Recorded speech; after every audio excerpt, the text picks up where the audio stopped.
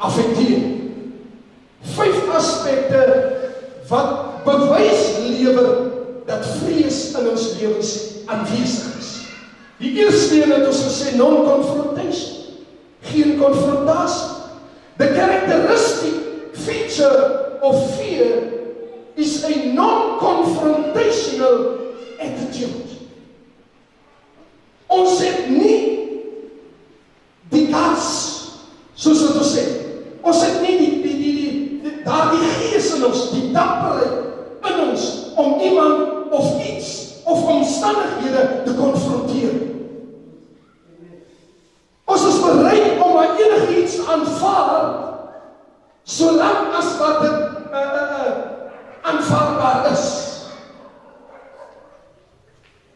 As ons gaan kyk na Israel, dan sien ons dat die mense van Israel het gelewe in grotte, maar hulle was nie bereid om die Midianiete aan te vat. En Israel was gebonde in slawerny vir jare.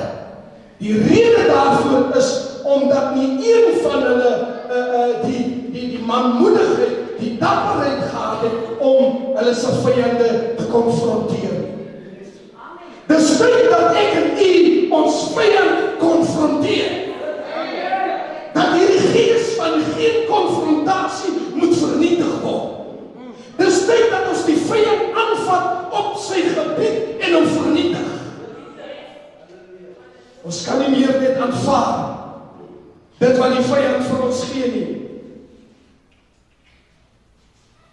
Those bound by fear avoid contact with the object of their fears. Die wat gebonde is in vrees, hulle vermy kontak met enigiets wat te doen het met dit wat vrees in hulle laat opstaan. Ons kan nie meer weghardloop vir die aanvalle van die vyand. Ons kan nie meer weghardloop vir die werklikheid nie. Ons kan nie meer weghardloop vir die realiteit nie. Dis tyd dat ons die realiteit konfronteer. En die realiteit is die vyand wat kom maak asof hy jou baas is. Dis tyd dat ons die vyand onder sy agter en skop en hom wegjaag. Amen. Is daar 'n hande klap vanmôre vir die Here? Halleluja.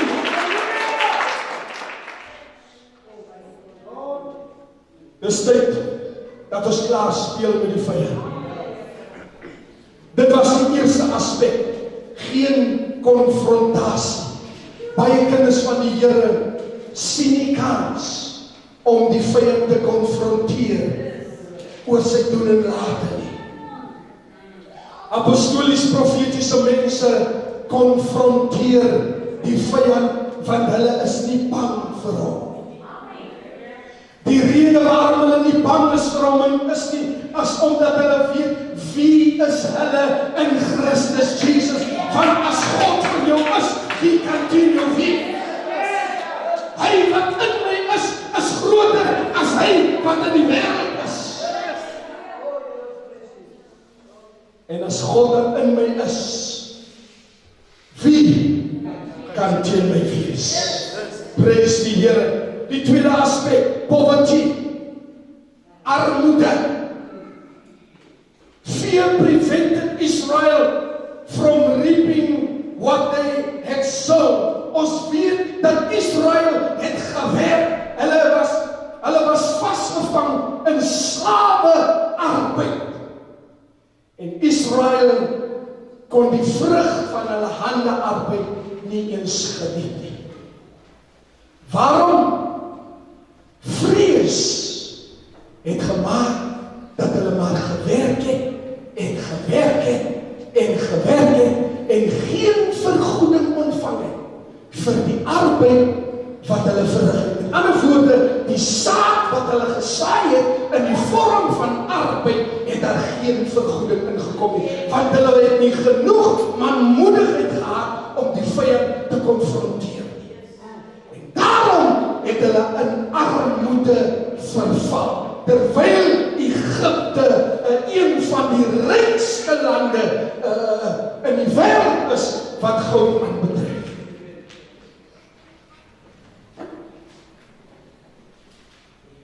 Fear incapacitated the nation, making them vulnerable to abuse by the Midianites. Abuse, misbruik. Hulle is misbruik deur die vyand. Wanneer jy bang is vir iemand, maak hy jou seer, hy knou jou af, hy vat jou goed, hy steel van jou, hy verneder jou, hy misbruik jou.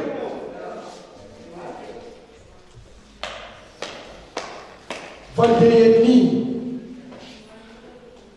die manmoedigheid en die dapperheid om hom aan te vat en te sê, luister tot hier toe nie verder nie, jy gaan nie verder van my steel nie.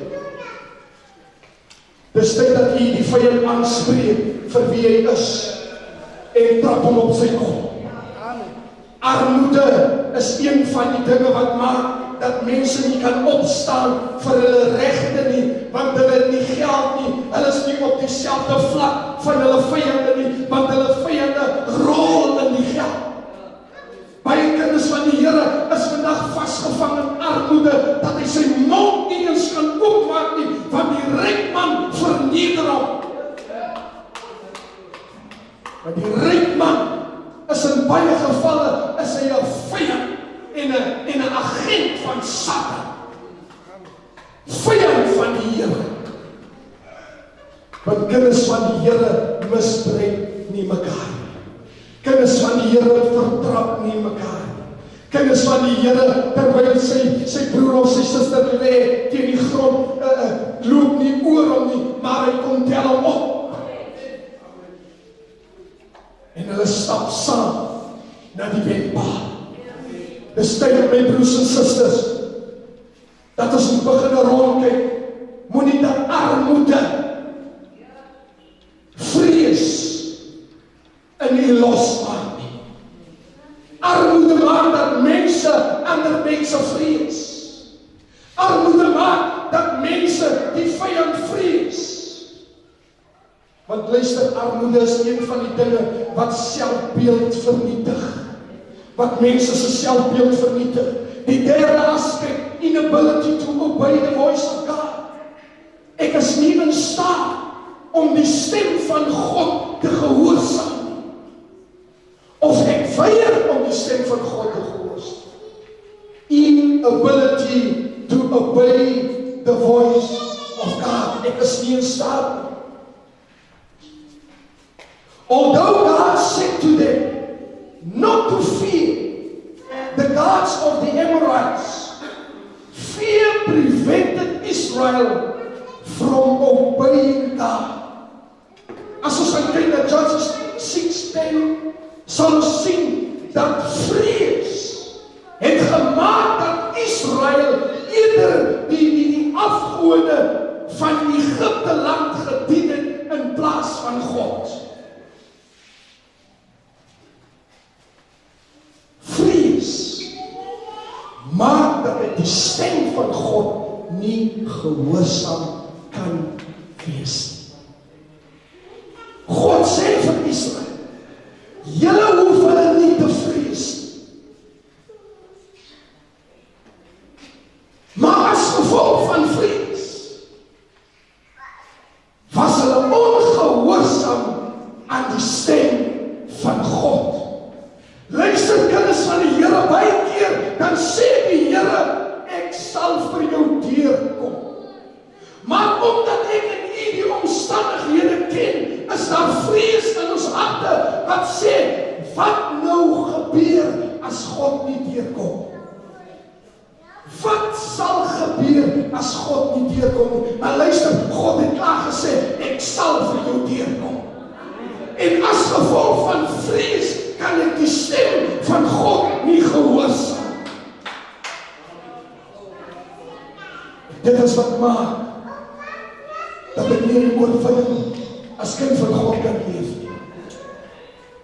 Vrees beroof my van die seëninge van die Here. Vrees beroof my van die genade van God. Vrees beroof my van die salwing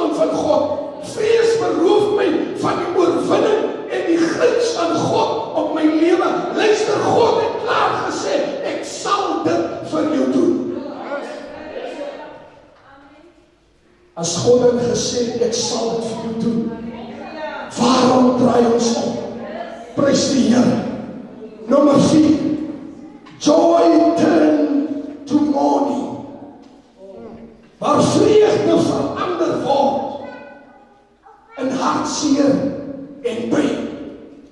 Die vreugde van die Here word verander in hartseer en pyn. Luister, die vyand, dis sy werk om vir ons hartseer te kry. Dis die werk van die vyand om ons vreugde te steel. The thief has come to steal, kill and destroy. But Jesus has come to give us life and life in abundance. Kan ons die Here loof en prys. Halleluja. 'n oorvloedige lewe in Christus Jesus. Dis waarvoor Jesus gekom het.